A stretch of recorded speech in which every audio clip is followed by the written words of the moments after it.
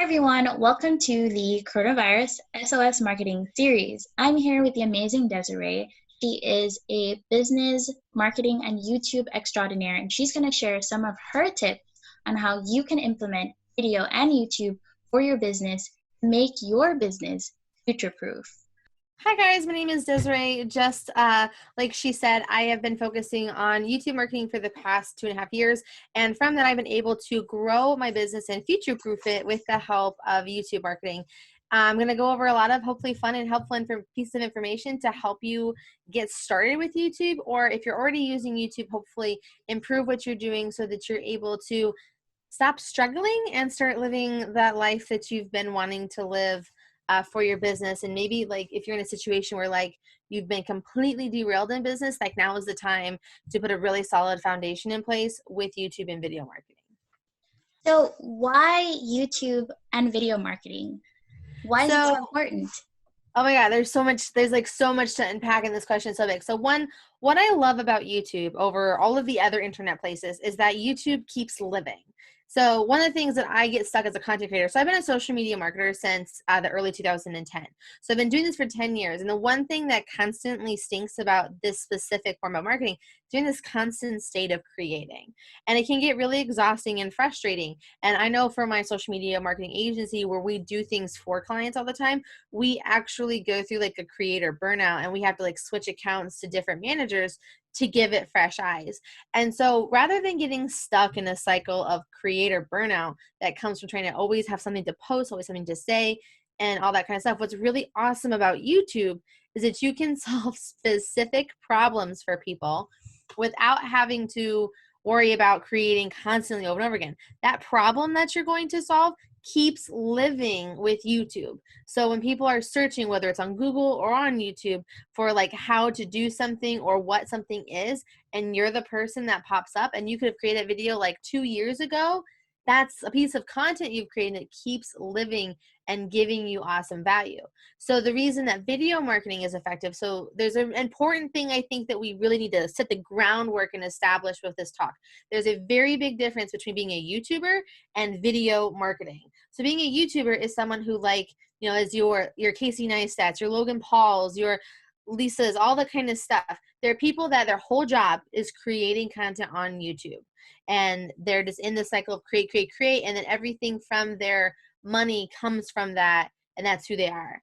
Then there's video marketing, and video marketing is where YouTube is a part of what you're doing for creating your content. It's a part of your search strategy, but then you're doing these other things to support it with the other things like blogging, email marketing, and social media so that you're able to let it work more for you. Because some people who are YouTubers like Casey Neistat are not like the local restaurant down the street or your plumber or your CPA, right?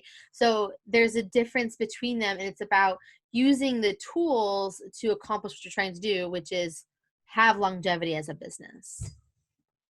Okay, so video is an important aspect. Not only that, but it's something that's going to live on for longer, and you can create what type of video content can business create? I mean, YouTube seems a little bit intimidating, especially if you've never done it before.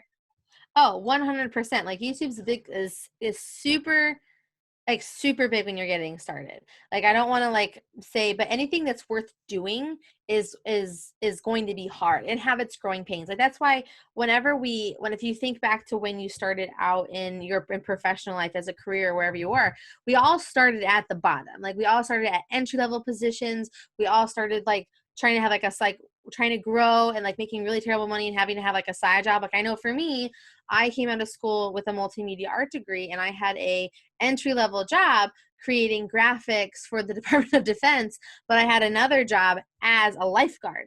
Like, so just like there's these things that you got to be doing to like make money and figure out and build up your credentials, your expertise, and your professional experience.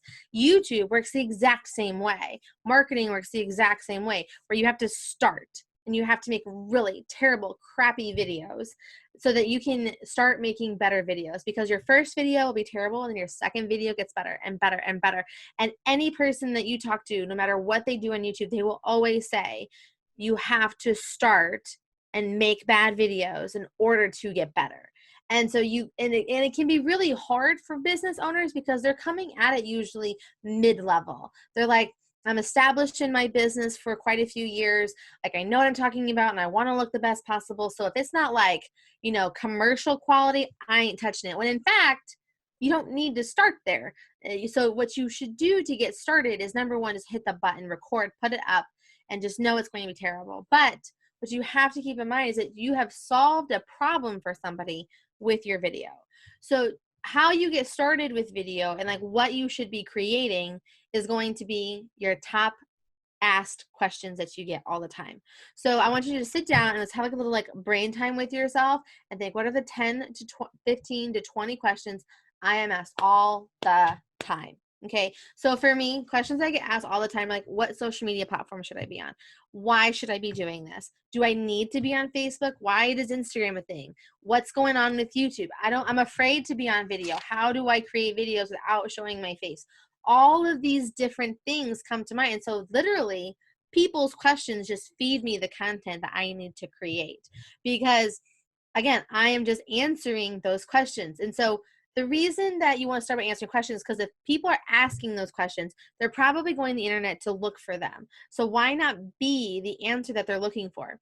And two, one of the things that is hard about video is the awkwardness and uncomfortableness of being on camera.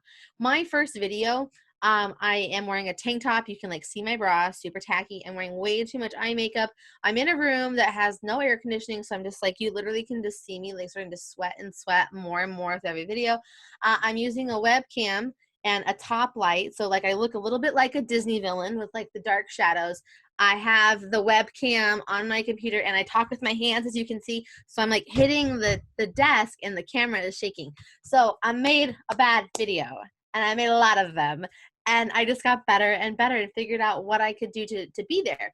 But what made it easier for me to create those videos is I knew what I was talking about. I knew the answers to those questions, right?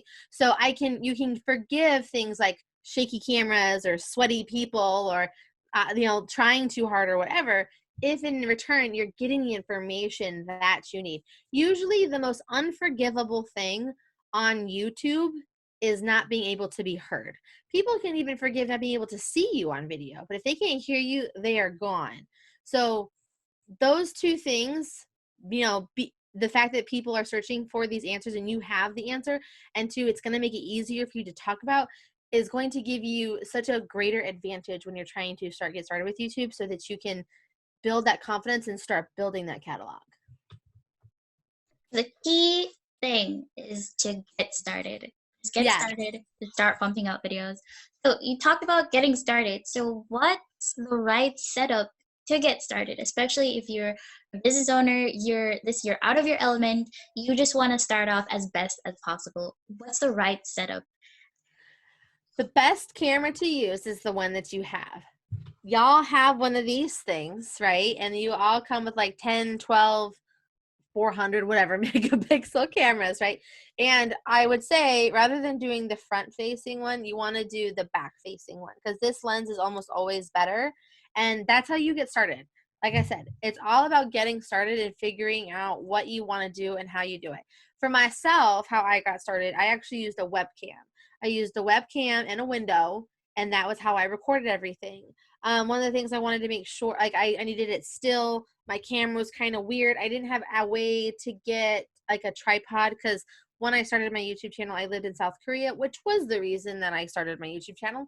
And so I had to figure it out. And I know a lot of people were like, oh, I just stacked up a bunch of books or like whatever. Like I just didn't have that. So I just used a webcam.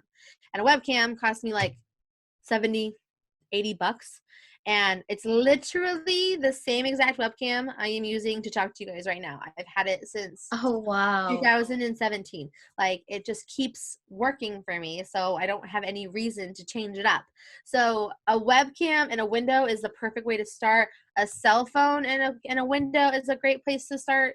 The things you got to think about getting started with video, besides like the gear, because so many people get hung up on gear. They think they need like a whole, like as you can see in my background, I have this whole setup, right? You don't need anything like that. I bought that after being on YouTube for over a year as like a gift to myself after I like wanted to hit some specific milestones, and I did.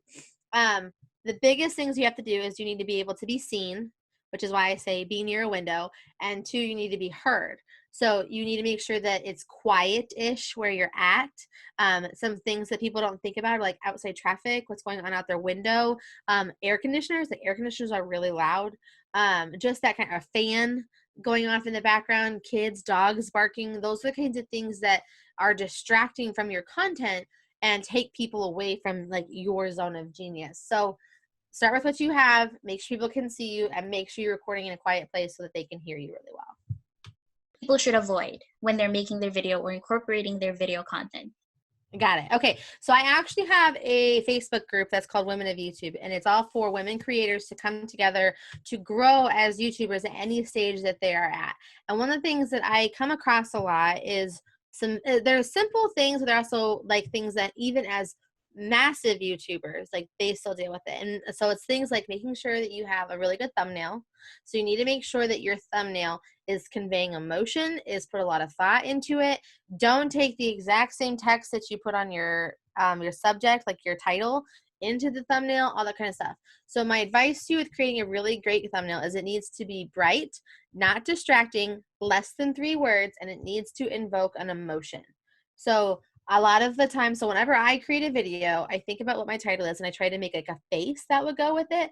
So like, let's say it's like how to do something. I'll do like, you know, like I take like pictures of myself and I use that as like, what is her face going on? And so let's say the title of the video is like how to get started with video marketing on YouTube. And then so like my text might be something like get started question mark, and it's like, or how to get started, and that's 4 words, but like I try to like keep it really simple, and I challenge you to use as few words as possible because you're just trying to get that emotion across. But then you also have the title. So the title is what draws YouTube to that person. So a great quote that I recently heard is like, we don't create videos for YouTube. Or no, what was it? It's something on the lines of like, we create videos to serve that YouTube serves to people. We don't create videos and expect YouTube to serve them to people. Like it's this very specific thing. It's like we create videos and we have to do everything in our power to make sure YouTube puts them in front of the right people, and that starts with your title. And so your title needs to have a very specific keyword. And I think that's very important that every single person get very clear about what their keyword is. So my keyword is content marketing. So I try to make sure every single thing that I do is around that phrase. So how to get started with YouTube is actually a terrible headline for me, but what I can say is how to get started with YouTube for better content marketing. That's my title. And so that's what I do. And then I make sure that the description is really good. So the title is what tells YouTube what my video is about and who to put it in front of. My thumbnail is what's enticing people to click on it. So it's like it's a pairing, and they're super equally important. And you actually kind of put like, yes, you need to create great content that people want to watch, but it doesn't matter how great it is if it's not being served to YouTube and being clicked on. It's nothing. So you really kind of got to think the most important thing about everything you're creating on YouTube is actually your thumbnail and your title, and then it's your content. Like, so it's just this really weird backwards concept that a lot of people have. So in my Women of YouTube group, the thing that people struggle with the most is like, how do I create a good title? How do I get a good thumbnail? And how do I keep people watching? So that's the third part. So if we're creating a good thumbnail, we have a good title, now we got to get people to watch that video beyond, you know, that 10-30 minute section, like YouTube counts that. And so what you want to do is get to the point. Okay, I cannot emphasize this enough too. No one cares about you. You are not why they are there. The information is why they are there. You are Gandalf, they are Frodo. Guide them into Mordor. Okay, so you really have to be very clear about you're guiding them through your whole like extra thing, your whole like 30-second introduction about who you are and why you're so awesome. No one cares. So I started my video YouTube. I had an intro and they got shorter and shorter, and I eventually just dropped it. Like at the start of 2020, I just like, I don't need this. Like no one cares about that stuff. I have my little like lower third that pops up. It's like who I am, where they can go like to my website. So I always start off and I try within 7 seconds to tell people why they're here. It's like, you're here because you're trying to figure out what you can do with YouTube for your business so that your content marketing can grow. In this video, I'm going to give you 7 things that you can do right away to improve your videos and get started with YouTube marketing. Right? So I try to make sure I'm very clear. I do have a short blurb where I'm like, hey guys, if you're looking to grow your business with better social media and content marketing, take action now. hit that subscribe button and the bell below. But I'm about to do a test where I don't do that. I put the call to action to subscribe at the end and then just have like a video pop up. Because again, people want to get to the meat, the information. They don't want their time wasted. So that's why we in YouTube world, we do as much as we can to make it, we'll speed up our videos and talk faster. Not a problem for me. We'll take out when we breathe. We'll take out when we pause and just flow and flow and flow. We'll do these things called jump cuts where it's like you're looking at me like this and I zoom in closer. So trying to like get you to visually make a point. There's just a lot of things that go into that stuff, but you have to get to the point of the content to get people to watch and consume it, because the longer you watch that video, the more YouTube is like, yes, we let people like her content. I'm going to go find other people to put it in front of. So thumbnail, headline or title, and watchable content, get to the point. You talked about creating a thumbnail. You also talked about just like, cutting to the meat of the matter. What are some of the tools that you would suggest to people who are just starting out with YouTube to create thumbnails or to edit their video? Yes, 100%. If you're doing anything on YouTube, you need TubeBuddy. So YouTube is just like the house for it, right? It's the place that's like, okay, we have the algorithm in place to like find the people for you. The people come to our platform, all that kind of stuff. But it's YouTube, it's TubeBuddy that's going to allow for your videos to have the best chance for success. So they have a free option up to a paid version where you're able to.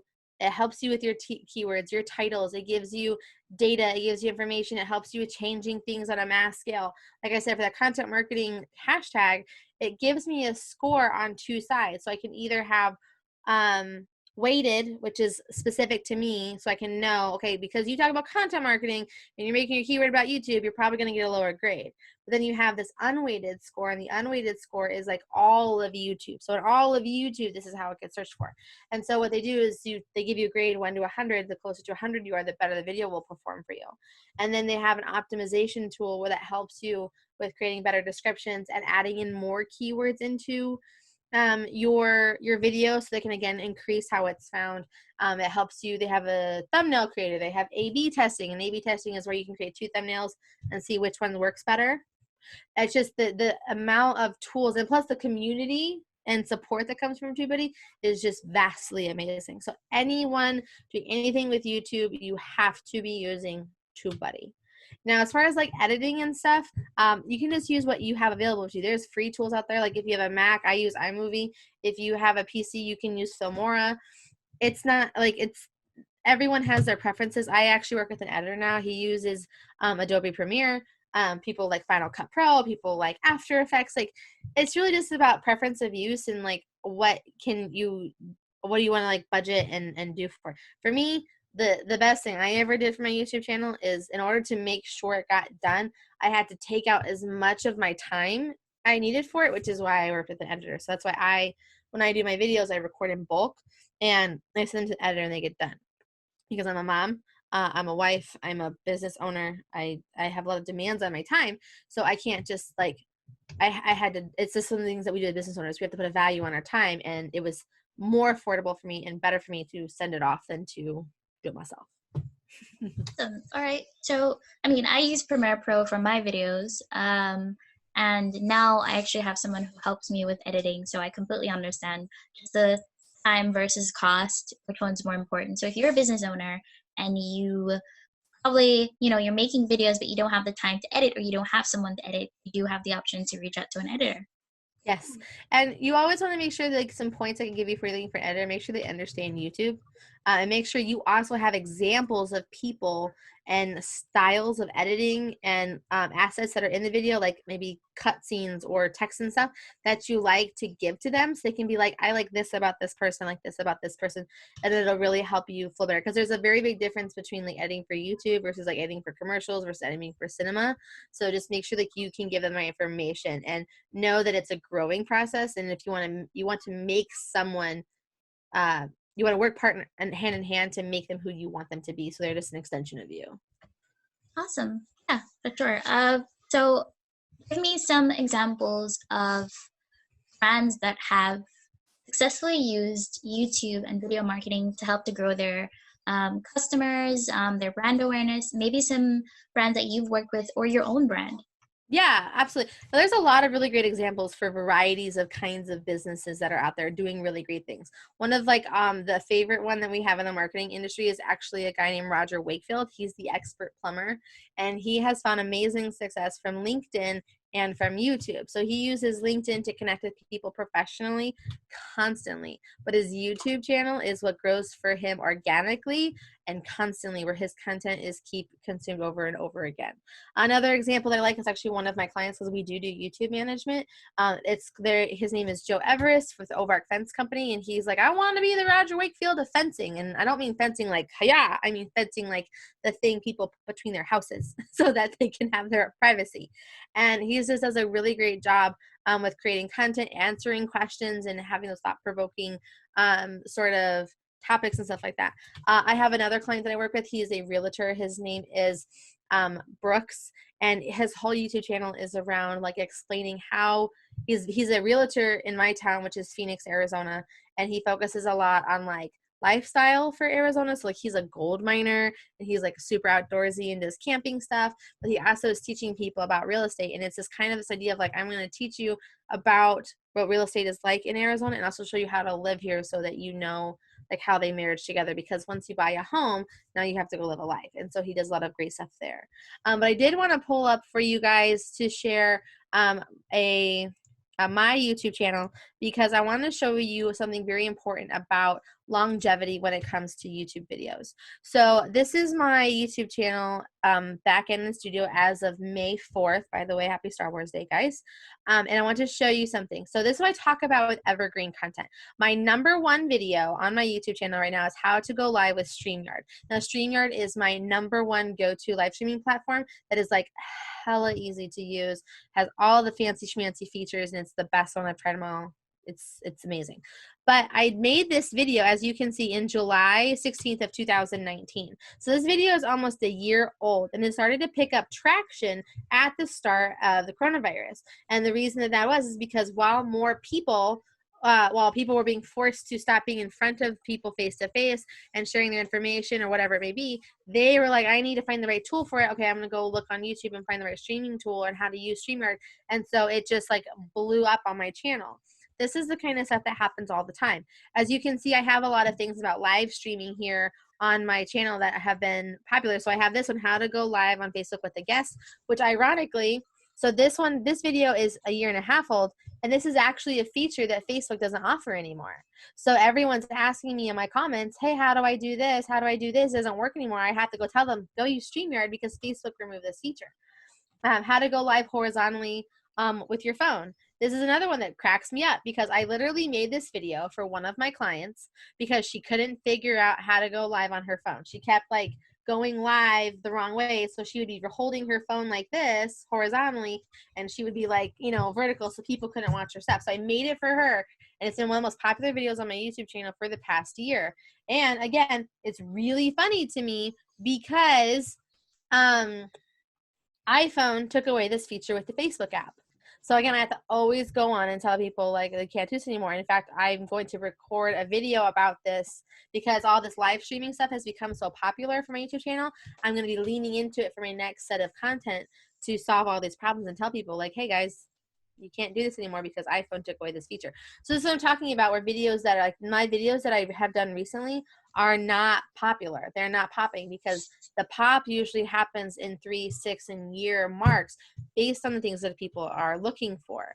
But if you look at my videos that I have currently on my YouTube channel, they'll have like 100 views if I'm lucky. But later they'll begin to pick up steam, because that's just kind of how it works. And that's the beauty of, you look over here on the side, you can see my views. So my video that I did on Thursday has 86 views. The video I did last Tuesday has 63, 118. And you can just see that like they'll pop with time, because that's just kind of how the algorithm works. It's a combination of popularity, what people are searching for, and you having that back catalog. So the number one thing people hate about YouTube is how long it takes. Yeah. People have zero patience when it comes to YouTube. I feel like part of my job as a YouTube creator and a content creator and a coach is telling people, like it's pulling people off of the ledge of YouTube. Like, I'm giving up. And I'm like, no, patience. That's why you got to do the other stuff. That's so true. So what are some tips that you have? I mean, you actually just spoke about one, a tip that you should continue making videos even after you started implementing your video strategy. What are some other things that business owners or, you know, people who are incorporating video marketing on YouTube should continue to do after they get started? You just have to keep going with it. Again, keep creating videos on YouTube. Remember, it's not a daily thing. It's a weekly thing. One video every week solving people's problems. The other thing is you want to make sure that you're doing as much with that video as you can. Where else and how else can you be using that video? Can you put it on an FAQ page of your website? Can you make it into a blog? Have you turned it into a Pinterest pin? Are you posting about it on Instagram? Are you emailing your list? Are you taking that video and chopping it up into social video bites? Are you doing what you can to make it perform better by adding closed captions or embedding videos hard coded into them for like Instagram and stuff like that? Because 84% of people watch videos without sound because their children are too loud. They can't watch it any other way. That's just my personal experience. But there's so much more you can do with that one video. And so like it is a lot, and it's not something that you can as easily do, which is why I created my 30-day video content marketing challenge. This is where we're going to work through one video. With one video per month, you can create all of the content that you need for an entire month for your business around the one problem that you solve. And we dive deep into like how to pick your video, how to get started with recording, where to put it, what to do with it, how to get the blog up, the Pinterest pin up, the Instagram post up, the embedded. Like we go over everything you need. I show you what tools that you have that are all for the most part free, and it's going to make everything so much easier for you, because it's not about, again, I'm not trying to make you a YouTuber. I'm trying to help you use video to grow your business. And that is what video marketing is. Awesome. Right. And let's say that we need more help, more content from you. Where can people find you, and how do they get in touch with you? You can find me on the YouTubes at Mrs. Desiree Rose. It's youtube.com/Mrs. Desiree Rose. You can also find me on YouTube by searching Desiree Martinez. And I would highly recommend checking out the 30-day video content marketing challenge, because it's going to give you a framework to actually find success with video marketing and content creation. I've been a video creator and a social media marketer for 10 years. So I kind of feel like that puts me in a position to know what I'm talking about. But yeah, so that's the best place to get started. And I know that you'll have the links in the places. So yes, so guys, the link is in somewhere. The link is in the description, guys. And what's one final tip that you would give for business owners right now regarding how they should prepare for after COVID? Okay. To prepare for after COVID, start recording now, and make sure every video that you're creating solves a problem and has a call to action to get on your list. So from video number 1, you need to have a reason for people to get on your list. Your too good to be true free offer. So for me, 30-day content marketing video challenge, or this checklist that helps you with going live, or the spreadsheet I use for creating 100 pieces of content a day like Gary Vee. Whatever you're looking for, whatever you can offer that's related to what you do, start talking about that too good to be free offer as a call to action in your videos. You don't need subscribers. You need people that you can sell to, and that's where it is. So get started, answer questions, call to action to your list. That way you can snowball it one video at a time. So Video at a time. Yep. So you can survive Corona and have success afterwards. Okay. Thank you so much, Desiree. I appreciate you joining us. Guys, I hope that you made some notes. This is amazing. Thank you again. No problem, Victoria. Thanks for having me. And guys, remember, you are possibly amazing. Go create stuff. Go create stuff, guys. I'll see you guys next week for the next SOS marketing series. Bye. And